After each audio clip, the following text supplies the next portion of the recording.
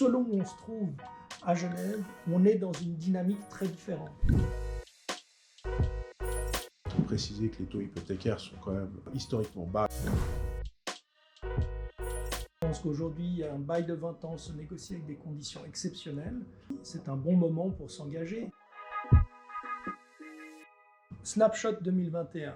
Arnaud, ça fait 12 ans qu'on produit ce document avec la collaboration de Wüsten Partners, 12 ans qu'on accumule un nombre d'informations extrêmement intéressantes qui nous permettent de créer une carte.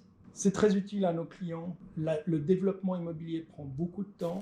Il est extrêmement important de savoir à quel niveau de ce cycle on se trouve. Le document Snapshot, ici, est une vraie aide à la décision.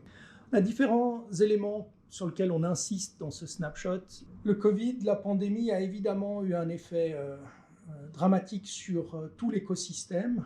En revanche, ce que l'on constate, c'est que les prix n'ont pas tellement évolué. De manière assez similaire entre Genève et Lausanne, ça a créé passablement de dynamisme puisque finalement tout le monde a voulu optimiser ses surfaces.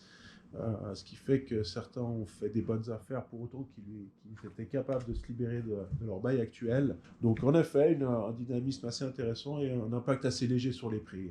En revanche, les conditions de location, on sait, sont en train de changer. Aujourd'hui, il y a une vraie volonté des locataires de trouver des clauses de sortie dans leur bail. C'est un paradoxe puisqu'il y a quand même certaines sociétés locataires AAA qui souhaitent se figer à une place. Je dirais que pour une société qui a une perspective de 20 ans aujourd'hui, c'est un bon moment pour s'engager. Les prix n'ont jamais été aussi bas. Je pense qu'aujourd'hui, un bail de 20 ans se négocie avec des conditions exceptionnelles. En effet, c'est un très bon moment pour se projeter dans une location, voire un achat, si c'est possible.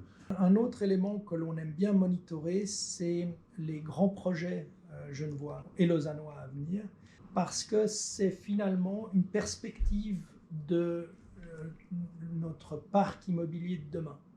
Ce qui est intéressant, c'est qu'on voit que certains dossiers sont construits et arrivent sur le marché, mais ils n'arrivent pas à vacant. Avec un stock de presque 1 million de mètres carrés en projet, on met sur le marché des bâtiments neufs et on vide des bâtiments anciens.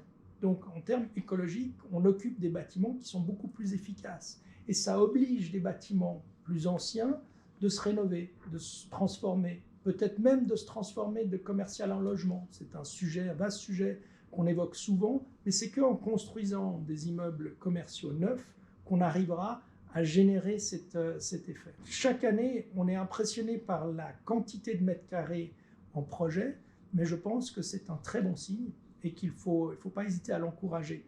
Où on rentre dans le marché? Est-ce que c'est un marché qui est à la hausse, à la baisse, et quelle est sa tendance? Et effectivement, ce cycle du marché permet de savoir où on se situe. C'est toujours beaucoup plus facile de prendre une décision avec cette perspective. À quel moment il faut se positionner sur des surfaces à la location? Le marché de l'immobilier a un cycle de 18 à 20 ans. Ce cycle du marché est un tout petit peu décalé sur le canton de Vaud. Ce qui s'est passé à Genève, on a pu un petit peu l'anticiper sur Lausanne. On a un centre-ville qui est toujours très intéressant, avec très peu de vacants, avec énormément de demandes et des prix qui restent assez élevés.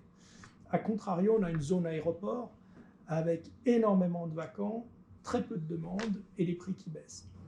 Et c'est surprenant parce qu'on est sur un territoire qui est plutôt exigu, une ville qui est plutôt petite, mais on a des marchés très niches qui fonctionnent très différemment. On peut faire tous ces commentaires par analogie à la ville de Lausanne aussi. On voit assez bien, à l'instar de Genève, qu'il y a certains quartiers de centre-ville où les prix sont à la baisse. Toujours ce Lausanne-Ouest, l'Ouest lausannois qu'on l'appelle, qui est comparable à la zone d'aéroport à Genève, où on est un petit peu à la croisée des chemins.